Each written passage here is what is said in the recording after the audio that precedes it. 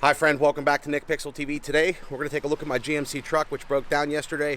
Not really sure what's wrong with it. I was able to get a couple codes. It's cold, wet, and rainy here in Pennsylvania, so we got the most prime opportunity to do some work on the vehicle.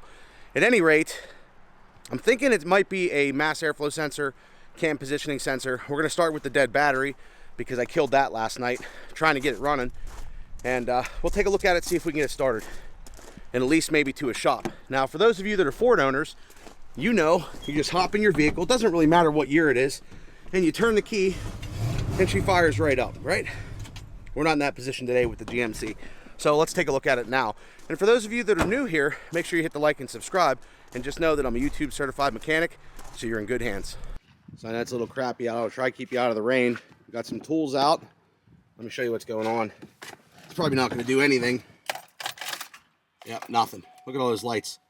Christmas was a couple weeks ago. First, let's get the battery issue resolved. Tools are getting wet. I don't have a garage. I do have my stool over here from Harbor Freight, the, what is this thing? The Hall Master.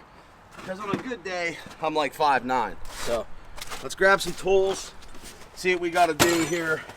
Hopefully we can get you some light so you'll be able to see. I'll show you around here in a second what we're going to do.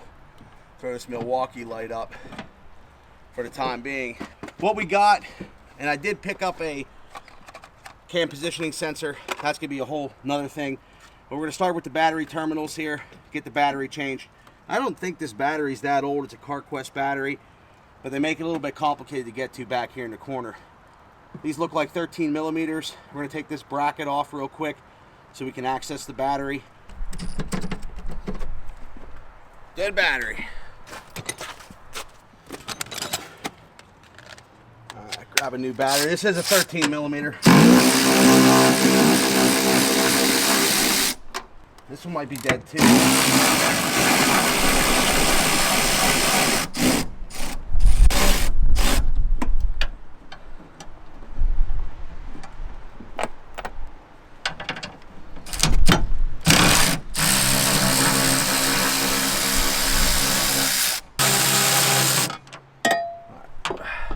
This bracket out of the way for now. Set these right there so I don't lose them. Next up, we got our terminals. Get connected. Now, if you notice any kind of corrosion on your terminals, you can grab yourself a, wire brush. I do recommend using like a Dielectric Grease. You can knock off any little bit of corrosion when you pull these terminals off. Just make sure they're tight. Electrical connections always got to be tight. They got to be clean. Let's grab a 10 millimeter now, and we'll disconnect the negative first.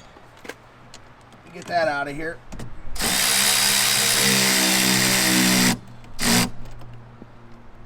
And I think they need to be tightened down to like 35 or 40 inch-pounds, but just make sure everything's tight. All right, before I do that, let me pull this terminal off.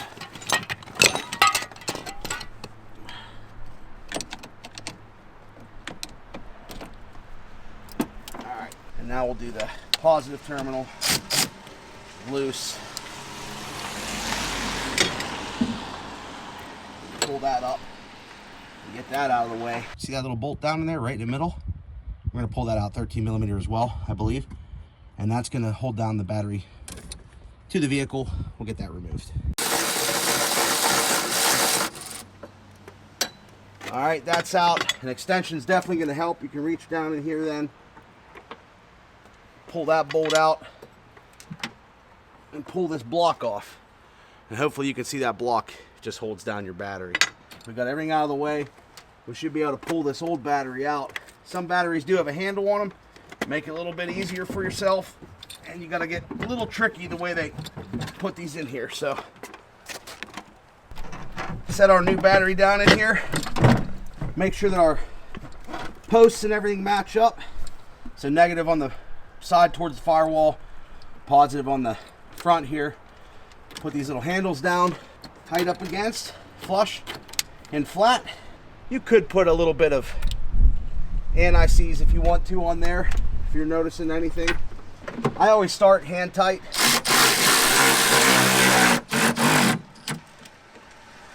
avoid cross-threading. And as you can see, that battery's in there solid now.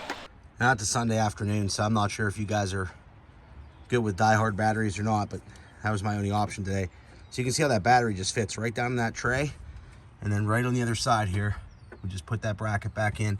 There's a bracket back here on the left. So push it up against that, push it up against this side, and then you should be good to go. Next step, we're gonna just pull this little cap off, this little protector cap, get that out of the way. Sometimes I like to use a little bit of dielectric grease. You might wanna just put a little bit on there. You can put some on the terminal if you want to. They also make sprays and all kinds of stuff that'll help, but really you're just looking to prevent corrosion. I don't see much corrosion on this, so we should be okay. We're gonna slide the positive terminal on, get that in place. Today we're gonna go by hand and just tighten this down just so it's snug and everything's tight, nothing's loose on the connection. You don't want to pound on these posts, you can damage the battery. But we'll put that on, we'll get the cover back over top of it, and now we'll bring our negative connection back up from behind the battery here, which I got it stuck. We'll do the same thing with a little, dielectric grease. It's probably good to use like a silicone based. Probably actually want more connection than less, but we'll throw that on there. That's all set and tight. Wipe our hands off here. We'll tighten that down as well. Again, 10 millimeter. All right, that's on there. That's snug. That's tight. So we're back in business there. Now we look at our 13 millimeters. Get this bracket back on. What we'll do is we'll just hand tighten these. Get them started so we don't get cross-threaded. Pretty easy replacement.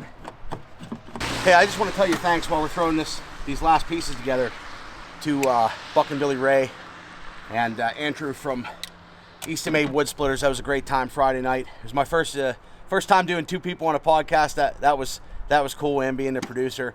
A lot to learn, a lot to improve on.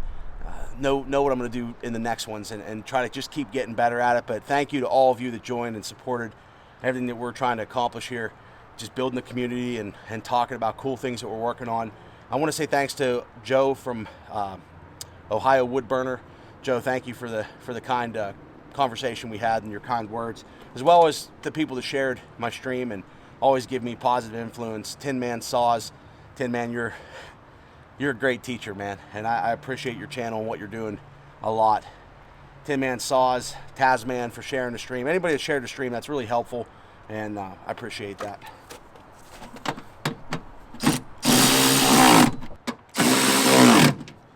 All right, so that bracket's on, the bracket's tight. Let's see if we can get her started, see what happens, but I know there's still something going on in the motor. Let's see here. I know my buddy CP is going to laugh as well, because a long time ago I bought this little Noco Boost Plus for a little project. It didn't work. This thing does not start this truck. It's a 6.2 liter, it doesn't do it. I would avoid something like this. The one thing that I do carry with me all the time, this thing has been outside, it's been everywhere with me. This is no sponsor, nothing like that. This JNC 950 jump and carry, this thing's sweet. I use a little cigarette lighter on the side to charge stuff. You got your charging port here.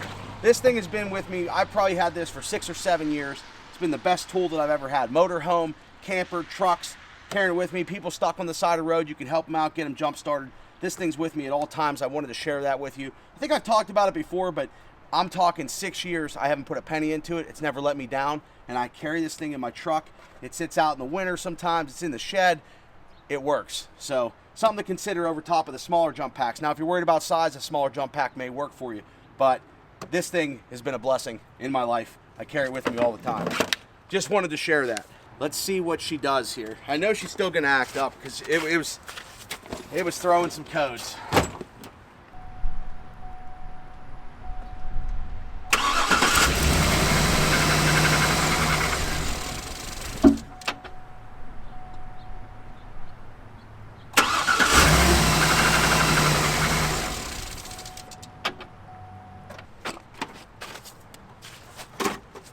Well, at least we got it started and it turns over. That's a good sign.